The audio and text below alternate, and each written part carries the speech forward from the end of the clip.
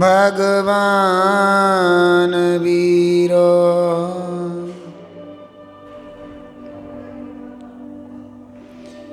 मंगलम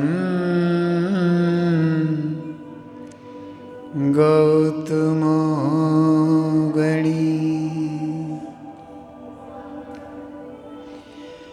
मंगलम कुंद कुंदाद्यो जैनि धर्मोस्तु मंगलम।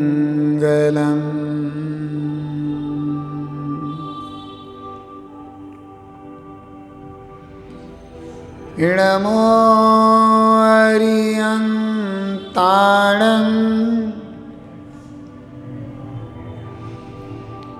इडमो सिद्धाणं इडमो आयरियाणं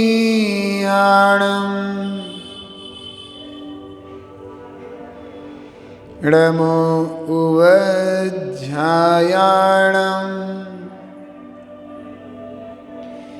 इडमो लोये सवसागुणम्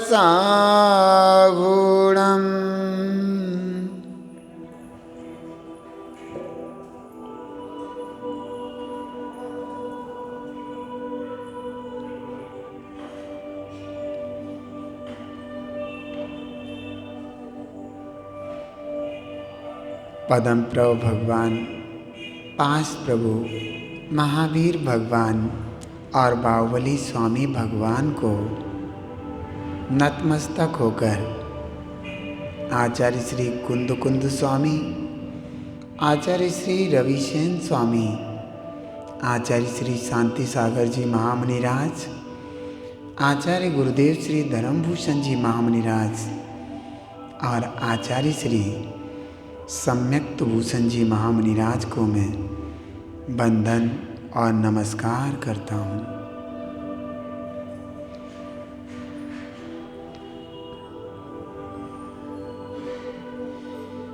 मन में मेरी प्यास है,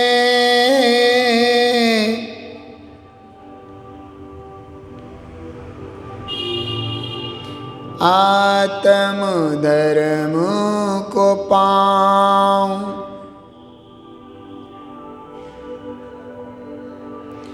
मुनिवर बन निज ध्यान दर, सीधा शिवपुर जाऊं।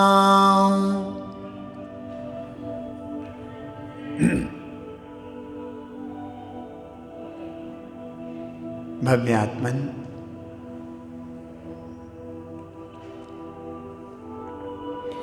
प्रथमान योग के महान ग्रंथाधिराज श्री पद्म पुराण जी चल रहा है।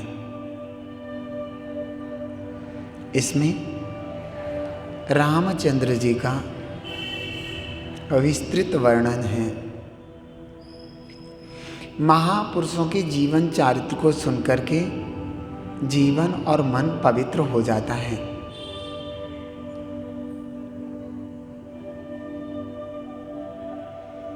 जीवन के पवित्र होने से मन और मन के पवित्र होने से आत्मा की विशुद्धि और पवित्रता निखर करके आती है और आत्मा परमात्मा बन जाता है।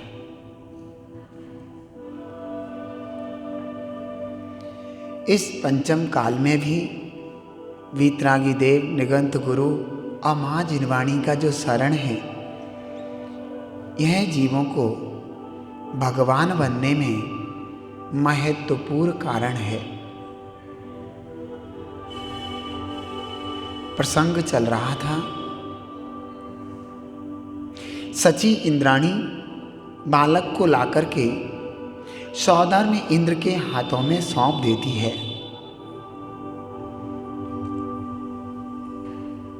और सौदार में इंद्र एक नेत्रों से नहीं, 2 से नहीं, 100 से नहीं, 900 से नहीं, 1000 नेत्रों से उन बाल तीर्थंकर को निहारते हैं। भव्यात्मन, अब आप ही पता लगा सकते हैं कि सौधर्म इंद्र भी जिन्हें निहार रहे हैं और फिर भी तृप्त नहीं हो पा रहे हैं, वह वान तीर्थंकर का रूप कितना अनोखा और सुंदर होगा। यत्र तत्र भी किसी का बालक होते ही बड़ा सुंदर होता है तो भी उसको लेकर के खिलाने का मन कर जाता है। वो तो बाल तीर्थंकर थे, उनका क्या अनोखा दृश्य होगा कि सौधर्म इंद्र उनको ऐसे निहार रहे हैं।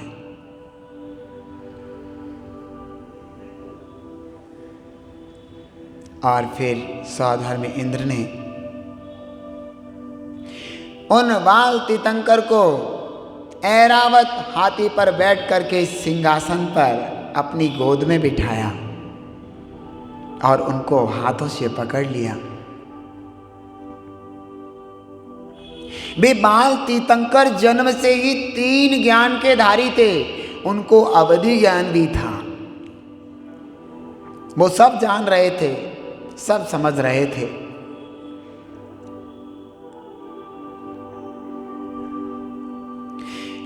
उस हाथी का इतना विशाल रूप था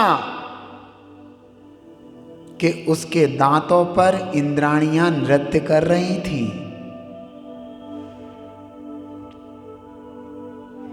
वो कहने को तो हाथी था, लेकिन वास्तव में वह पूरा नगर था। नगर, एक विशाल नगर, योजनों में विस्तृत।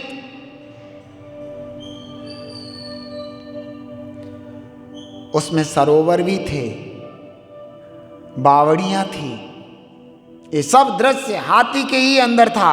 इतना विशाल हाथी,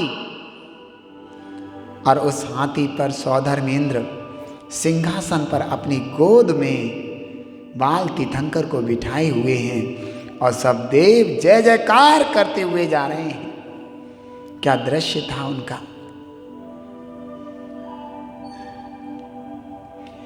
सुमेरु पर्वत पर पहुंच करके जिस शिला पर औरत क्षेत्र के तीर्थंकरों का अभिषेक किया जाता है, उस शिला पर जाकर के, उस पांडु शिला पर जाकर के उन बाल तीर्थंकर को विराजमान कर दिया गया।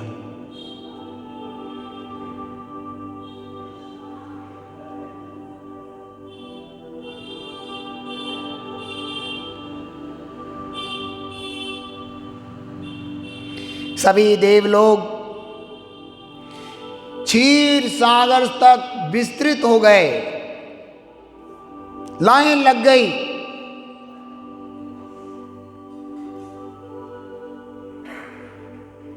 सौधर्म और ईशानेंद्र इधर उधर खड़े हो गए उनके ऊपर कलश ढोरने के लिए।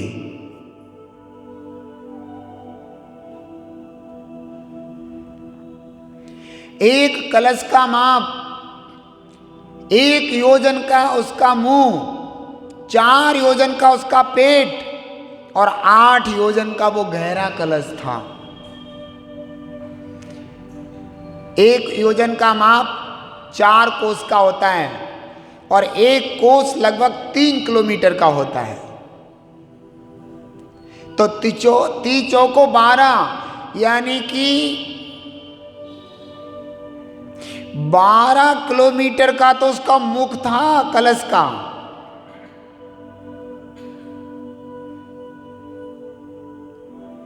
अब देख लीजिए आप दृश्य, ये वो कितना बड़ा कलश होगा।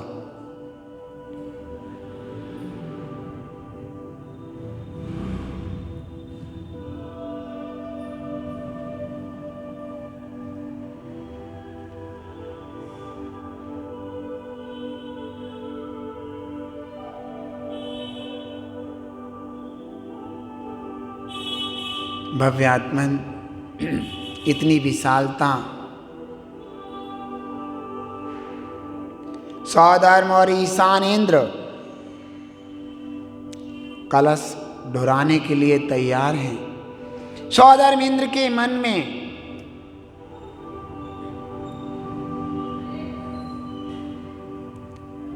उन बाल तीर्थंकर के प्रति कितनी उत्कृष्ट भावना होगी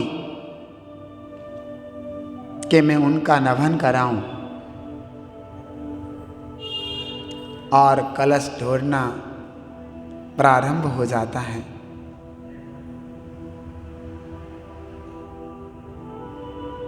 बाल तीर्थंकर पद्मासन विराजमान हैं। 1008 कलशों से उनका नमन किया गया।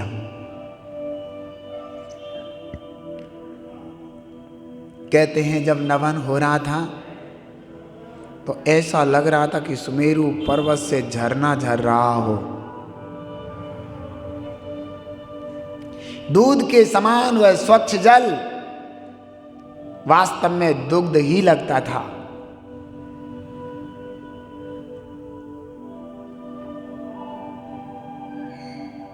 जब नमन की क्रिया पूर्ण हो गई तो उन बाल तीर्थंकर को सौधर्म इंद्र ने सची इंद्राणी को सौंप दिया। सची इंद्राणी ने उन बाल तीर्थंकर को दिव्य वस्त्रों से पोंछा और दिव्य वस्त्र उनको पहनाए।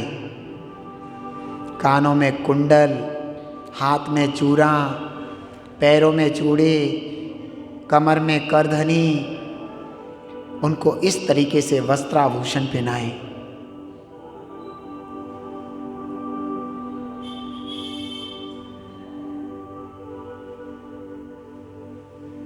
और इस प्रकार से नमन कराने के उपरांत सभी देवगणों के साथ सौधर्म इंद्र बाल तीर्थंकर को वापिस अयोध्या नगरी लेकर आ जाते हैं और माता पिता को सौंप देते हैं।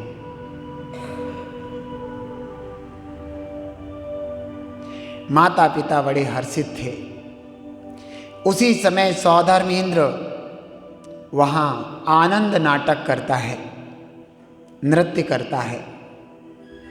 कहते हैं कि वह नृत्य सौधर्म इंद्र उसी समय करता है जिस समय बाल तीर्थंकर का जन्मोत्सव होता है। चारों तरफ आकाश में सौधर्म सौधर्म सौधर्म इंद्र ही दिखाई देता है। कहीं आता है, कहीं छिप जाता है, कहीं फिर निकल के आता है, कहीं प्रकट होता है, कहीं गायब हो जाता है। अनेक प्रकार से लोगों के मन को आकर्षित करता है। ये सब करके माता पिता को बधाई देकर के वे देवलोक वापस स्वर्ग को चले जाते हैं। और फिर उनके पिता नाभि राजा अपने बच्चे का जन्म महोत्सव पूरी नगरी के साथ मनाते हैं।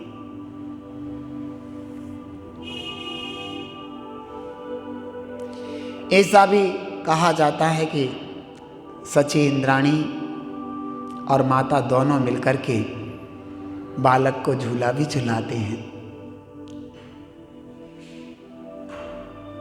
भव्य आत्मन,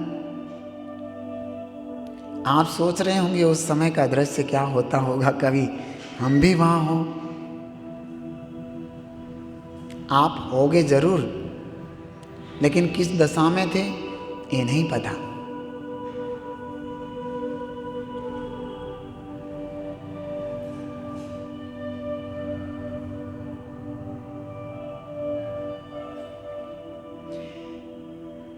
माता मरुदेवी और पिता नाभि राय बड़े ही प्रसन्न चित्त थे, अपने आप को धन्य मान रहे थे, एक दूसरे को धन्य कह रहे थे कि हमारे यहाँ बाल तीर्थंकर का जन्म हुआ है।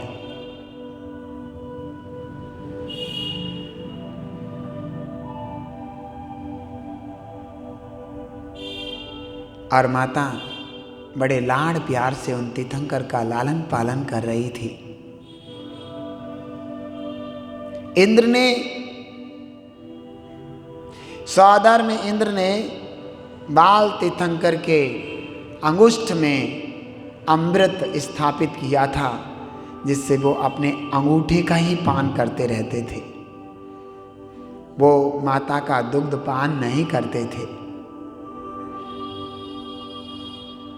और बड़े हो जाने पर उनका जो भोजन आता है वो भी सौधर्म इंद्र ही व्यवस्था करता है।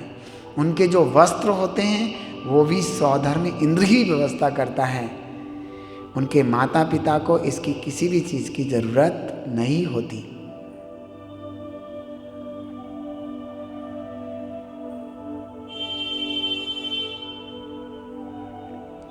बाल तीर्थंकर के साथ खेलने के लिए सौधर्म इंद्र ने देवों को बाल बना करके भेजा, जाओ और उन तीर्थंकर के साथ कीड़ा करो। और वो इंद्र लोग हर तरीके से कीड़ा करते थे और माता आंगन में बैठी बैठी वो सब देखती रहती थी।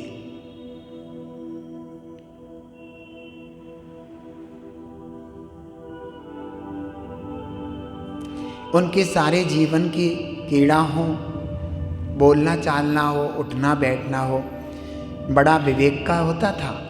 तीर्थंकर हर कार्य बड़ा विवेक पूर्वक करते हैं। तीर्थंकर की गर्भ से लेकर के मोक्ष तक की जितनी भी क्रियाएं होती हैं बड़े ही विवेक की होती हैं, क्योंकि तीर्थंकर लोग शिक्षा प्रदायक होते हैं। बचपन कैसा होना चाहिए, युवापन कैसा होना चाहिए, गृहस्थ जीवन कैसा होना चाहिए और मुनि जीवन कैसा होना चाहिए, ये सब तीर्थंकर के जीवन से शिक्षा प्राप्त होती है।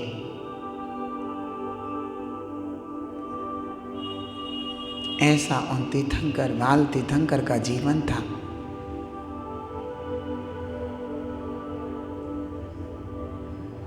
इति शुभम। हे जिने वाणी वारती, तो जपो दिन रैन, जो तेरी सरना गए, सो पावे सुख चैन। या वाणी के ज्ञान ते, सूझे लोकालो, सो वाणी मस्तक नमो, सदा देते हो धो। बोलो दास सांगवानी जिनवाणी माता की 9 बार।